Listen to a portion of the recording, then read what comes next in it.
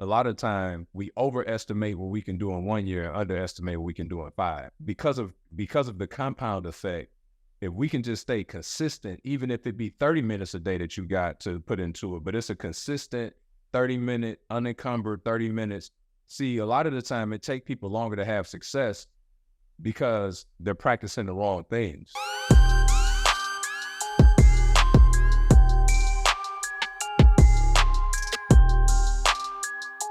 My question is, Brian Adamson needs to make $15,000 cash flow, net cash flow, by January 2024. What steps are you taking specifically starting today? So you said 15,000? Yep. Okay. It's several different ways to get there, right? I will first look at how much money do I need to make per deal to figure out what type of deal should I pursue. Now, obviously, the easiest answer would be to go buy an apartment building, right? Seemingly, that would be the easiest answer. However, in my market, I can buy a smaller multi and maybe get there faster than I would be buying one large asset, which is why I said that I would look at what's the yield on each one of those investment models, whether it be single family, whether it be small multifamily, 2 to 4 units, or if I wanted to look at a larger asset. And it may take a compilation of all three, maybe not, but that's what I would look at, right? And if that were the case, if I can go and get, I mean, you could do that real quick, bro. I mean, I know that sounds kind of, but I know you got some momentum already. You've been investing a little bit, like with the right tweaks, like you could do that relatively quickly. That's like going to buy 10 duplexes between now and the end of the year, right? You may could even get there in 8 to 15 grand, right? What is this? This is June, July. So you got 6 months. That's two acquisitions a month. You know what I mean? So it's like when you got that said, then you just extrapolate that out. Make it out. Yep. That's what I'm trying to do. I mean, 15K by the end of this year. There you go. Now, you got to figure out based on cash on hand, you know, obviously you increase cash flow if you can find a couple of those deals that's super sweet to where you're like, I'm going to deploy my own capital in those and then raise capital for the other ones, understanding that your margins are going to shrink a little bit, but you're doing volume and you're using other people's money at that point, right? So looking at a combination of the two, if you do have capital, you can deploy yourself in addition to raising other people's money. Because if you raise capital for all of them, you may have to do an extra 4 of them. You know what I'm saying? Maybe you got to do, instead of 8, you do 12. All right, that's the plan. Yeah, and I mean, the truth is, depending on what you buy, if your average cost, depending on, you said you're going into Akron, right?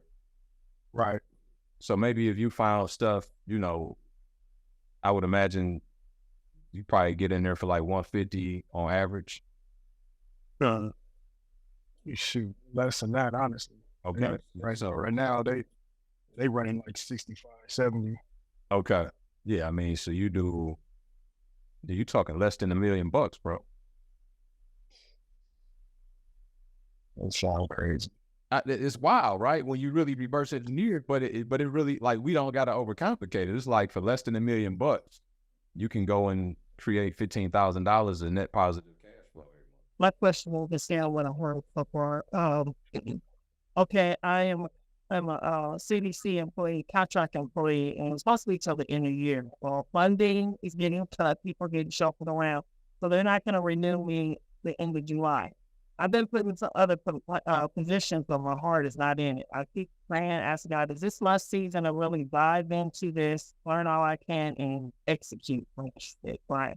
But what I need to know, I'll have enough to kind of cover my expenses, say if I have between now and over the year, to just focus on this. So I know I can make sure I keep my monthly expenses paid for, which I can do that because I'm a veteran, so I don't, sign pension and all. But the overflow won't be there when this job disappears. But I want to dive into doing, the question is, how do I get started with the right specialized in short fiction with other people's money to connect the right buyers, like in this wholesale short term, like he was teaching yesterday.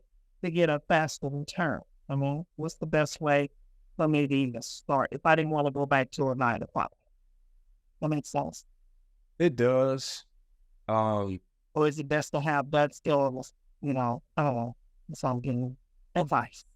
You want the exciting answer, or you want the real answer? I want the real answer. I would just do it for real. All right. So the real answer is this, right? And I listen for what's not being said. Okay. And thank you for your sentiment, because I heard everything you said. But I also heard your strategy being predicated on the fact that you will be putting yourself kind of behind the 8 ball a little bit. You will have a little bit of margin, but not a whole lot. And the only thing that I didn't necessarily like about what was said was that you will be making a move out of desperation instead of inspiration. It's a little, well, it's more like opportunity. Based on the investment strategy is what I'm getting at. Oh.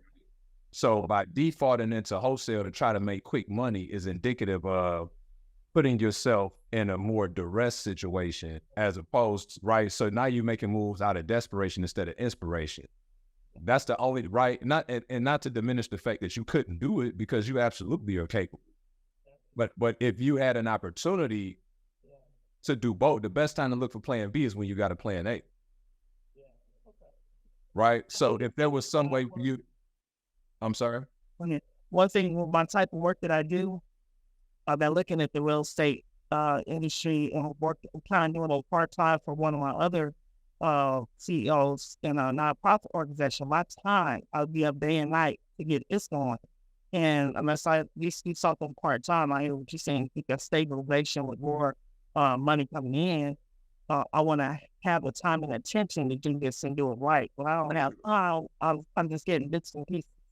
Like you got your download book and everything. I want to be able to sit down and read that cover to cover. For sure. For sure. And, you know, much like we talked about yesterday, Janetta, you know, we eat the elephant one bite at a time. Right. So maybe you don't get cover to cover. Maybe today is 3 pages, right? Maybe so I think that we kind of, and I'm not saying you, I'm just speaking to everybody right now. A lot of time we overestimate what we can do in 1 year and underestimate what we can do in 5, right?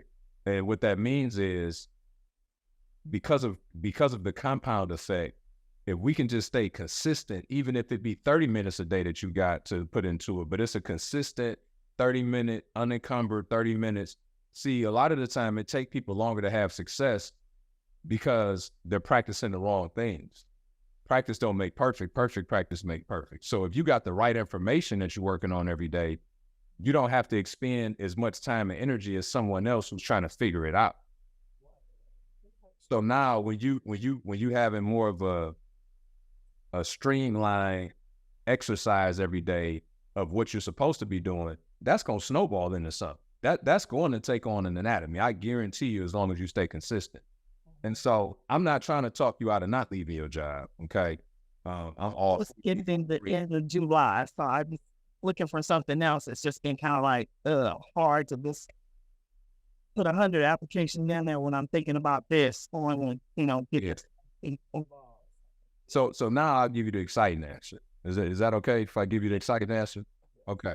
So if you decide to quit your job, what I would recommend is, rather than looking at trying to make short-term chunks of money with wholesaling, I would actually start looking at buying cash flow. And the reason is that residual income is going to start to feel like a form of a paycheck for you.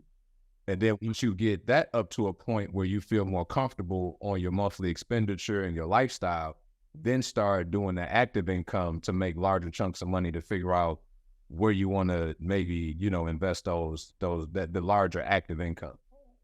And the only reason why I'm so sensitive to it, because I've done it the opposite way. And yes, making large chunks is cool, but when you living from transaction to transaction, that's not a great feeling unless you got your cash flow in such a place that your livelihood is taken care of already.